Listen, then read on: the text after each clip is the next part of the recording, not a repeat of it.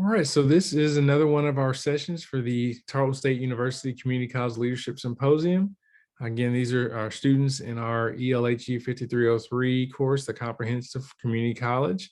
And tonight we're going to have Rachel Alfred, Karen Sinaceres Prado, Amber Kearney, Mara Portier, Alexis Trinkle, and Karen Ward. And they're going to be presenting on student services in the community college environment. Hi, thank you, Dr. Edwards. Good evening, everyone. I'm sure you're all anxious for us to get started as we're the last group to present. So hopefully we can end this on a high note. We've all done some great work and I'm excited about what I've seen so far, and I've learned a lot. So thank you all for this. This was a great experience. My name is Karen Prado. I teach high school in Wimberley. Beginning my 17th year of teaching, and I'm hoping this is my last, as I'm looking to transition into the college university level, hopefully next school year. By next school year, the summer of 2023. Our presentation will describe various sectors of community college student services and how they aid students from admissions process to graduation or their training, vocational training completion.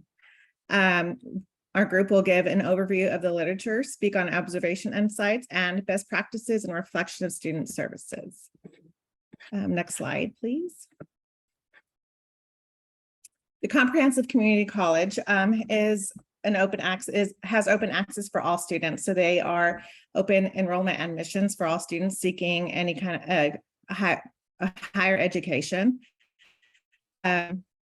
They admit everyone from any background, and we'll just go into that a little bit more in a sense. They offer convenient locations in their students' communities. They also offer various transferable academic programs, vocational training programs, and they are an affordable higher education option for students who maybe just want to get their footing in the door into like a higher education. They're not sure where they want to go if it's and a four-year, right, is like expensive for them to try their hand at that, as we learned in our finance presentation. So the community college gives them that option. Okay, next slide. In addition, they serve a diverse student population. The student bodies are ethnically diverse. They attract a large percentage of Hispanic and African American students. In addition, the students enrolled are usually about 45% white, 26% Hispanic, and 13% Black. We have seen an uptake in adult learners that are returning at a record pace within the last couple of years, wanting to either continue or begin their educational journeys. About 10% of students are now 40 years and older. Many are first-generation college students. And as we heard in one of the presentations earlier today, students are usually academically unprepared. They have no financial or family support system because they're first-generation college students. There's no one at home, right, to help them start their educational journeys. And so they're not really sure where even to begin. And that's where these student services come in. And we'll hear more about that through my colleagues as well. So this demographic calls for student services that can create programming, supply resources to aid students who require support during their educational journeys. According to the National Center for Education Statistics, this is in 2003, I know it's a little old, first generation college students made up 45% of public community college population. And they're often at a loss as to where to go about completing admissions paperwork, FAFSA, and getting connected to student services they need. So this leads me to Karen, who will describe the services and supports resources available to all students, but really, you know, this diverse student population, this first generation underrepresented minority group who really does not know the ins and outs or how to even begin I know even speaking for myself, I had no idea where to go, where to begin. And I just knew my mom said I had to go to college. So I went to college. And now I'm here doing my master's. And, it was like, I have 3 sisters. So she told all of us, we have to go. It was like our education was our way out. And I guess it worked to have a sister who is also a high school principal and a sister who is a physician's assistant. So, but we all had to do that ourselves. It wasn't until we got to, or at least for myself, college, and I found the support system that really helped me get through college. And it was, financial aid advisors and academic advisors. So Karen, go ahead. Okay, guys. Good evening. My name is Karen Ward, the other Karen. I work as the Assistant Director of Academic Success at a rural community college in Deep East, Texas. And today I'm going to cover an overview of student services and the current research in the field. So student services refers to the divisions or departments in higher education that offer services and assistance to students. As you can imagine, this encompasses many different departments and functions in today's community college world. This list covers some, but certainly not all of the departments that fall under the student services umbrella. I am sure that each of you have had your own experience with student services departments across your undergraduate and maybe even in grad school. Some of those may have been good experiences and some of them may have been bad. Depending on funding, staffing, and resources, a school may or may not be able to offer all of these services in a functional, productive way. However, most schools have at least an admissions department, advising, registration, financial aid, and accommodation services. One important thing to note about the various student services departments is that they rely heavily on each other. Interdepartmental staff connectivity and communication is essential to the success of these services and ultimately the success of the student. As Karen mentioned earlier, the student demographic has evolved significantly over the last 50 years, which has required student services departments to consistently adapt to the needs of the increasingly diverse student populations. Even in the 5 years that I have worked in higher education, specifically at community colleges, we have gone through several major developments statewide to address student success concerns. For example, the Texas Guided Pathways Initiative that was developed in 2016 by the Texas Association of Community Colleges and the Texas Success Center, or the new and improved TSIA 2 placement exam that launched in 2021, which I'm sure some of you are familiar with. Currently, many higher education institutions across the country are experiencing low retention rates and difficulty boosting enrollment. And as we learned in the finances presentation the other night, enrollment and retention significantly affects the performance-based funding that community colleges rely on. Research shows that the more support, interaction, and relationships that a student develops on campus, the more likely they are to be successful. And student services programs are the best avenue for that support and relationship development. These programs as a whole keep students engaged, minimize or remove barriers to success, and help students achieve their goals. For example, some specific research shows that academic coaching programs can increase retention and graduation rates by 10 to 15%. Academic advising offers benefits including persistence and satisfaction with career decisions. And 86% of freshman TRIO participants at community colleges persisted to their second semester, compared to the national average of only 65% for similarly disadvantaged students. So clearly these numbers speak for themselves and are just an example of the benefits of student services programs in the research. So now I'm going to pass it along to Rachel to discuss expert area observation insights. Thank you, Ms. Karen. My name is Rachel Alfred. I am the TRIO Student Support Services Coordinator, the Tutoring Center Coordinator, the Student Life Coordinator, and the Bulldog Life Coordinator for 2 of Navarro College's campuses in Ellis County, just south of Dallas. And I am going over our observational insights. And if we'll go to the next slide real quick. So in doing my observation, Previously, Karen and Karen have both gone over all of the different kinds of student services. And I got the opportunity to observe a department that actually encompasses all of the student services in one area. Student services really can be broken down into financial assistance, career assistance, and academic assistance. TRIO is the office that I actually got to observe here on the Corsicana campus at Navarro College. And while I was there, I noticed all the different services that they offer to their students. Starting with financial assistance, they help their students fill out the FAFSA for financial aid. They can help them apply for scholarships. They can help them find scholarships, whether it's on the school website, in the local community, anything like that. They offer grant aid for students in the program that qualify as low-income students, because as previously mentioned, TRIO students are either low income, first generation, or have some sort of learning or physical disability that's documented with the college, or a combination of the three.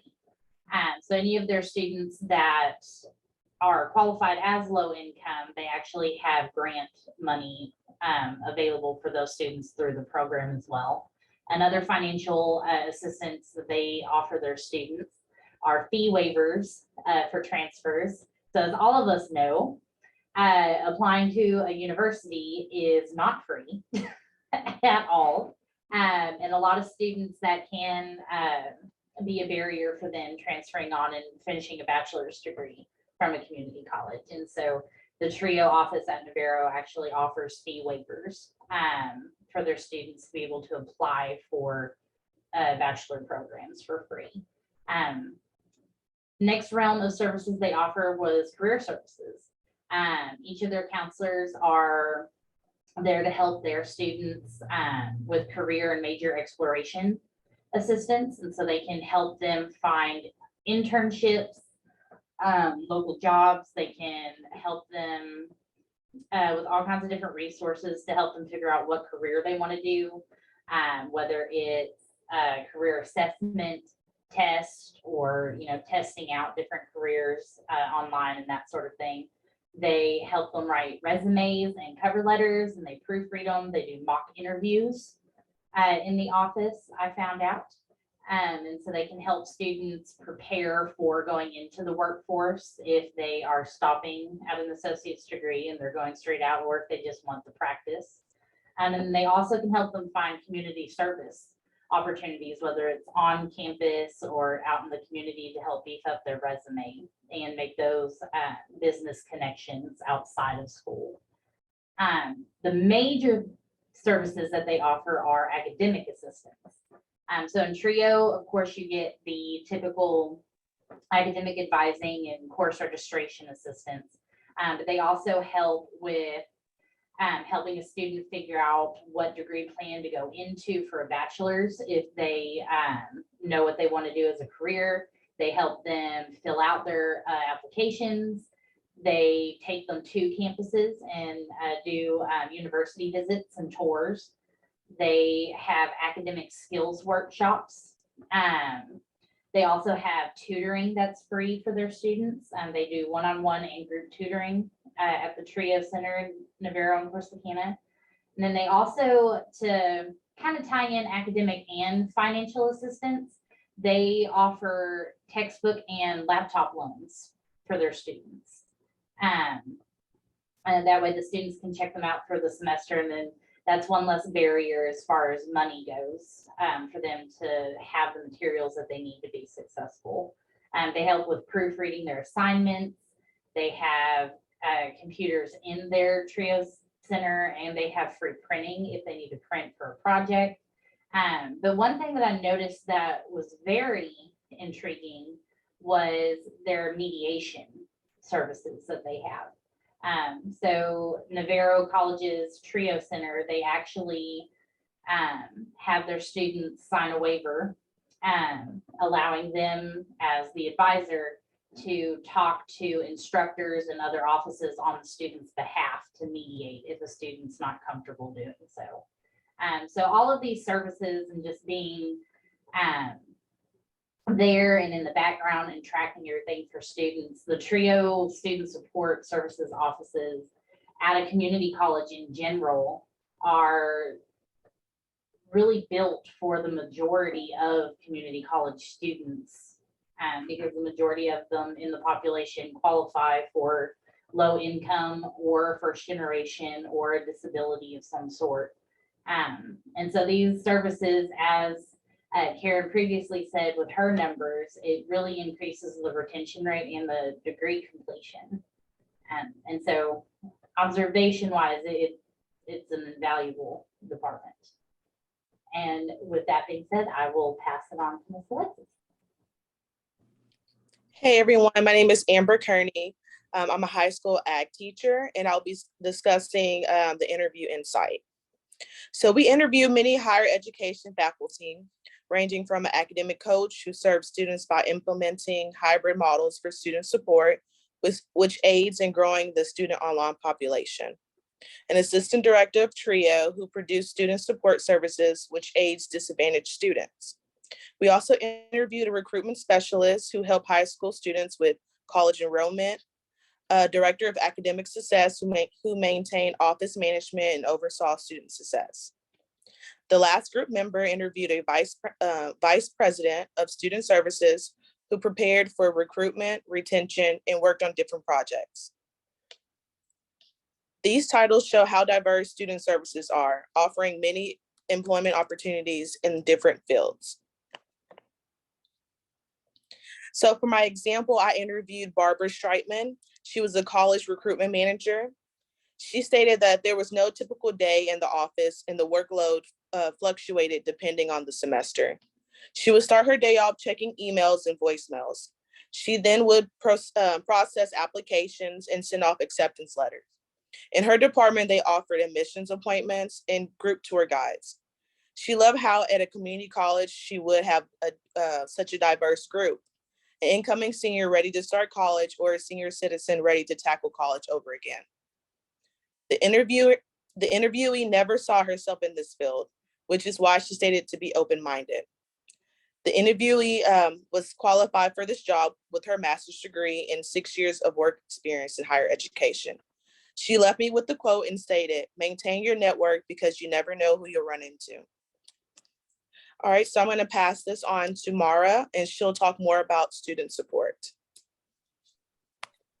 Thank you, Amber. Hi, everyone. My name is Mara Portier, and I have been a student affairs assistant in the Austin Community College District for 8 months now. I've been in education since 2018, where I started in early childcare education. And I will be discussing the best practices that create high quality student services. Next slide, please. Student support personnel engage in consistent training to keep them aware of accurate information about the policies, procedures, resources, and programs offered in their departments and institutions. Having this knowledge allows support personnel to be able to connect students with the next best option of contact when necessary. Maintaining relationships with colleagues across campus is beneficial to student support personnel, as Amber mentioned, because they are better able to assist students if they are personally unaware of certain topics or services. Being able to reach out to someone who can answer their questions increases their knowledge bank for the next support interaction. Student support services were created to help students alleviate the barriers to educational success they experience. As their needs change, so do the services offered. An example of this is the creation of virtual student support services like academic coaching and advising since the expansion of online distance education. Next slide, please. When a student engages with student support personnel, they are evaluated holistically and guided toward resources that are tailored to their specific needs. Students may not be aware of the service they can utilize based on their personal circumstances, and student support personnel help them to connect with the appropriate resource. Student support personnel are hired from diverse backgrounds so that all students feel represented. People from historically marginalized groups engage in their academic community when they feel they are connected to it and the institution cares about them. So having personnel available who can relate to diverse groups of people creates a more comfortable environment. And now I'll let Alexis close us out with our reflections and takeaways. Hi, everyone. My name is Alexis Trinkle. I am currently a GA for Tarleton State men's basketball team. I'm pursuing my master's here at Tarleton in higher educational leadership. I will be doing our reflections and takeaways from this presentation. So we can go to the next slide. Thank you. So throughout this course, we've had the unique opportunity to gain access to the inner workings of student service departments and the programs they offer through our observational insights and our interviews. Through our research in this course, we've been able to get a good comprehension on what student services are and the programs and services that they provide. Karen did a really good job of explaining this, and you could see a lot of those programs and services listed out on slide 6. Through all of this, we've been able to gain knowledge on the challenges in this particular department and what they face. And we do have some recommended solutions, and I will get to that in a couple of slides. Next, please. So some key expert areas within these student services departments that we have touched on throughout our presentation would include academic advising, academic coaching, and the student services program trio. Academic advising is essential to student academic success and degree completion because it can provide students with information pertaining to their academic progress. Academic coaching can improve student retention by assisting students with academic support elements such as time management skills, study skills, and test preparation exercises. The TRIO program serves at-risk and underprivileged students, which plays a huge part in creating a level playing field for these kids to obtain their higher educational goals. Through the best practices assignments, we're able to learn some administrative leadership skills that can assist with departmental success. Some of these would include interconnectivity and interdependence within a department between the faculty and staff, as well as aiming a department's objectives, goals, and missions with a student success approach. And of course, the early alert system, which allows the student services departments and their faculty to be able to assist students who may be in trouble. Next slide. So there are challenges that student services department and the institutions they serve can face.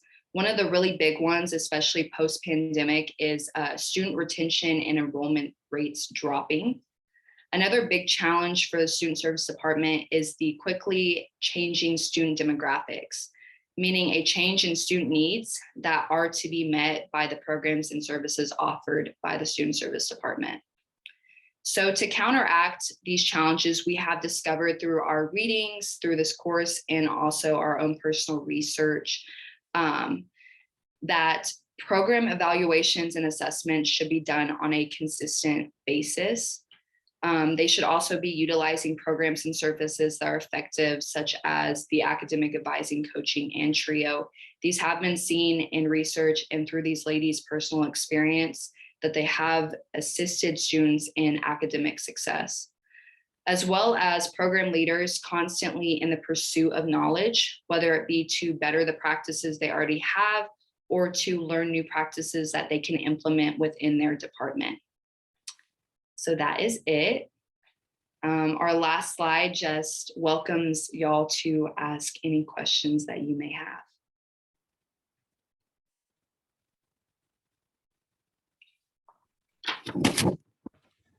Excellent job. Excellent job. So while we're waiting for our questions, I'll just ask you all, what's one thing that you know, maybe struck you, that you were surprised about or really stood out to you as you did this work?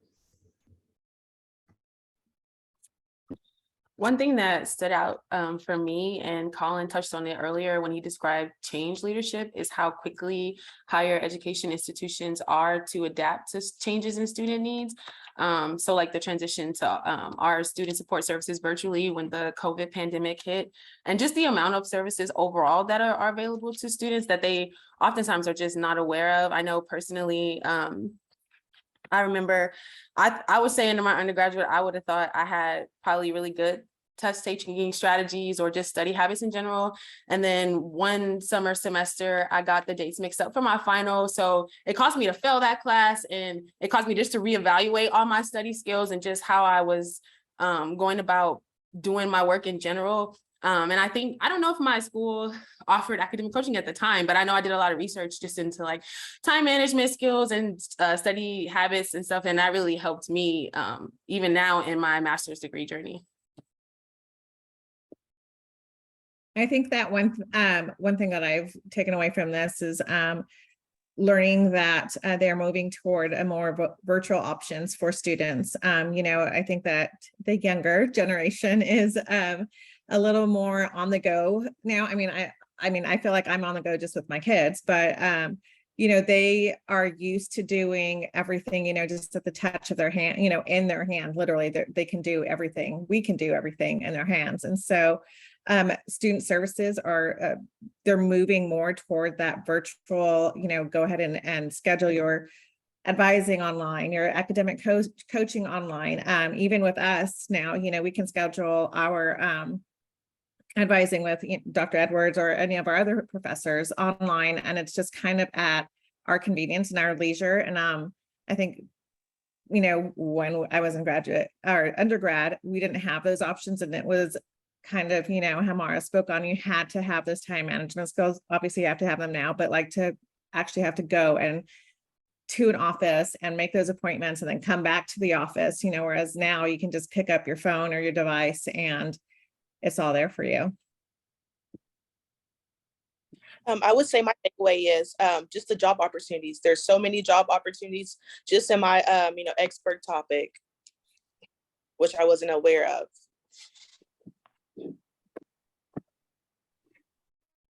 What really struck with me, because I specifically work in this field, it kind of reconfirmed why I do what I do for the most part.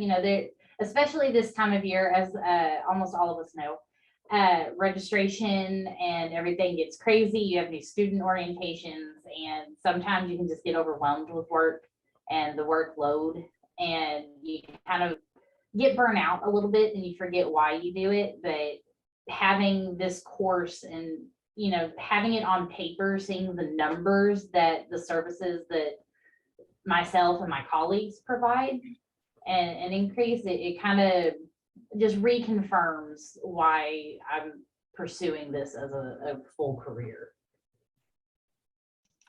And I'm kind of in the same boat as Rachel. Community college is my career. I've worked in 3 different community colleges, and I'm still at community college, and that's where I plan to stay. I believe in the mission and the passion and all of that. But what kind of, I guess, I've always been at very small rural community colleges, like less than 5,000 enrollment. And we don't have the kinds of services that a lot of bigger community colleges like Dallas, Houston, Austin have. We just don't have those resources. So for me, it was really cool getting to see that like there is services out there for a lot of students for mental health and actual like clinics on campus where they can go get healthcare and just even like trio programs, all of that. Like I knew it was out there in theory, but it's really cool to see that it's really out there. It's at most places, and we just got to get up to speed with our rural places and communities. So that was my takeaway. Good point. Good point. There's a big difference between just the way that smaller community colleges in rural areas operate and the ones in bigger markets. There's a lot of economies of scale that will happen at some of your bigger towns, and a lot of people at the rural community college have to wear many hats because there just isn't the budget to hire someone for every particular thing. And so it is a very different environment. That's for sure. All right, so it looks like Alita has a question. Yes. Well, first of all, ladies, amazing job with the presentation. I think you all did a great job in explaining the variety of services that are available to students. But my question, and this is for anybody in the what services do you think should be universal at all community college? Like, which ones would you say are like every single community college should have it, like no matter where it's located? I know personally for me, seeing the impact that TRIO has is enveloping all of the student services in one area. Students don't have to remember what office handles what and anything like that. They just know that if I go into this one place, no matter what it is I need, they're going to be able to take care of it. I just feel like that's something that, you know, if at all possible, every community college or university in general should try to have, because it really does make a difference. And I think for me, because I mean, especially like I know because we don't have it, so I know what the students need and we don't have. But because everybody has, you know, some sort of admissions, advising, registration, functions, all of those are kind of universal anyways. And those are obviously very important. But I think especially in the last like 2 years since the pandemic, we have seen such a huge need for mental health resources. It has been like, it's just off the charts. So I think that's very important. And then also career services, because a lot of times we get our students to graduation, they graduate, and then they don't know where to go from there. And we don't have the staff or the resources. We don't have anything like that to help them. So they're kind of on their own at that point, which I think is a little, I mean, it's just unfortunate. So those two, definitely mental health career would be my go-to if I had to recommend it for everyone. And just to add to that, I would say I would recommend academic coaching services offered at campuses. I know ACC offers certain courses are embedded with academic coaches. So whenever students do get on that early alert radar for faculty, they're able to connect them with the academic coaches that are paired for that course.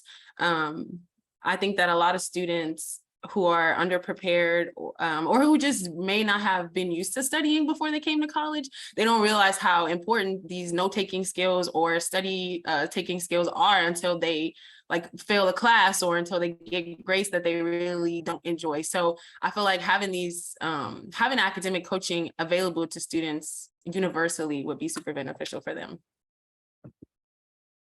And just to add to that, when I was going through and we had to do our observations, I researched Blinn, the Blinn College District, and I was really impressed with all the student services that they offer students. Not only do they offer, you know, the academic coaching and the, you know, financial aid, but they also offer student leadership and activities, which I think is really important for any student to find their niche on campus. And I know a lot of community colleges don't offer all of the student activities that even four-year universities offer. But if any of you guys get a chance to look at the Blinn College District website and go through what they offer students, it's really impressive. Obviously, they also have athletics. And so just having a place where students can go and find their own people, you know, on campus and like get this another support service other than adults, obviously, but just their own people together helps a lot and helps them feel connected to the campus and obviously help with, you know, the retention rates. Thank you for that. JC, you have a question? Yes, thank you ladies for your presentation. I really enjoyed it and I learned a lot through it. I was curious, you guys mentioned that the increase of technology and virtual student services is now available. Did you see the quality different from those that are offered on campus? Was it comparable to those that are offered on campus, and kind of what the difference in benefits and drawbacks to both? I know actually during my observation, I was able to see it, and it's something that I see in my office a lot. With us kind of developing the Zoom, and we have Teams video chats with our students, and it opened us up to be able, because we have a very large population of online only students now. And it's opened up student services such as TRIO and programs like that to those students that previously would not have been able to do that because they don't come to campus. And so, and really, as long as it's video and the student is willing to put in the time and the effort and the work, I don't see a huge difference with the quality of the services.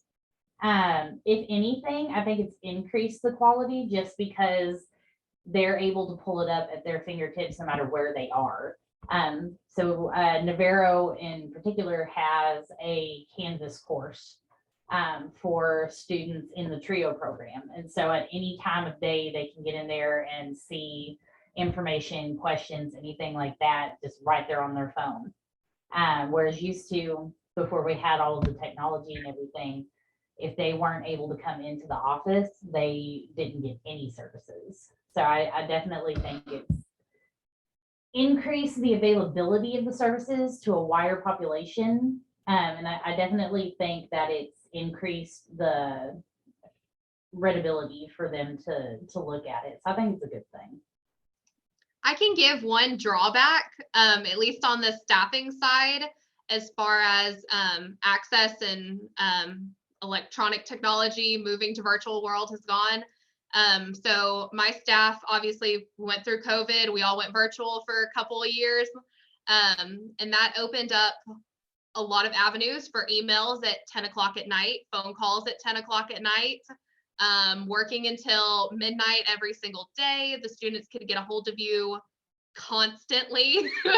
And it's really hard to turn that off because we all want to help our students be successful. It's really easy to say, oh, let me send a quick email when I'm watching Netflix at night. But it started to blur the lines between healthy working boundaries. And I know that that's been a really big topic in professional development lately. That's a whole nother conversation, but that's one drawback that my office at least has seen, is that we had quite a bit of burnout with our success coaches and advisors because they were just constantly working because they had the access to, and it was just on all the time. And I will definitely piggyback off of Karen on that one. As a TRIO advisor for multiple campuses and tutoring and Bulldog Life and community outreach and everything that I do, I travel between different campuses on different days. And so I have my Teams chat, my email, I even have a Spectrum app where if my office phone rings, it rings on my cell phone. And I've had people call in, expecting to just leave a voicemail because they're thinking about it, and my phone go off at 3 o'clock in the morning, because it's connected. And so it does make the access great while you're working, but I'm definitely with Karen. It makes it hard to say no to students and take that time that you need to kind of refresh yourself and remember that you're not just like a walking advising robot. And I can add, I guess, a different perspective here, because I have a son who will actually be going to play baseball at junior college and 8 hours away from us. And so as a parent, having these virtual options and having him be able to, chime in with his advisor, and then I can be there. I know, he's 18, I need to let go, but being able to be there with him and listen in, and then, write the questions I want him to ask. I think that as a parent, having those virtual options is great, especially, like I said, because we've been having to do a lot of his admissions and enrollment, while we're 500 miles away from the school he'll be going to. And just to add to what Karen was saying, I think the quality for SEC at least has been comparable to our in-person services. At least I can't say they've been better, but I think they've been comparable. For the campus that I work at specifically, they've been going through reconstruction since 2017. And when I got hired on in the fall semester, last fall semester, they were just finishing up work. And so that caused them to transition a lot of things, even pre-pandemic, to either other campuses or to online classes anyway. And so what I found now, even with our services reopening, is that a lot of our students still are online students, and a lot of them still prefer our virtual assistance that we have offered, because a lot of them attend classes in other states or just in other cities. So having the opportunity for the virtual, I think, assistance has been really good for them. Some students still prefer the in-person sessions just because they just like to sit down with somebody. But I think giving the students the option of having virtual has been really good for them too. I think it's safe to say that to answer your question in a simple way, the technology has been great for students and parents, but it's been a pain in the neck for staff. Yeah, amen. There you go. Well, as someone who teaches and does administration mostly in an online format, I can understand the challenges that you have expressed because, again, there's always access, right? And so, I think that is a challenge for higher education leaders, and I do think it's important for all of you to think about setting your boundaries, because you all have to be able to take care of the students that you're assigned to. And if you burn a candle at both ends, you're gonna be too tired to do things. And it's really easy when you're tired, at least I can say from my role in academic advising, if you're tired, it's easy to get 2 different degrees confused, and you end up telling a student the wrong information. And then guess what? Now they've got to go back and maybe they've taken a course that they didn't need to take, or, all these. So it's important to be rested, and it's important to be, able to focus when you're talking, because it's easy to sort of go, oh yeah, okay, here's the response I'm going to give this person. And then you realize after the fact that, oh no, I should have told them this instead. And some of that happens, but it is really important for you, because enrollment is I think most of our institutions had an enrollment lull with COVID, but it's probably going to start increasing at some point, and which means your caseloads are only going to get higher. So you got to take care of yourself. All right. So that's my little public service announcement for you all to take care of yourselves, because it's and I realize that knowing we're going to leave here in a few minutes, and you guys have other assignments that you got to do for me. So I do understand, but just, like I said, take care of yourselves. But great presentation. And this concludes our Community College Leadership Symposium. Our students are going to stay on for a moment once we conclude the video, but thank you so much for joining.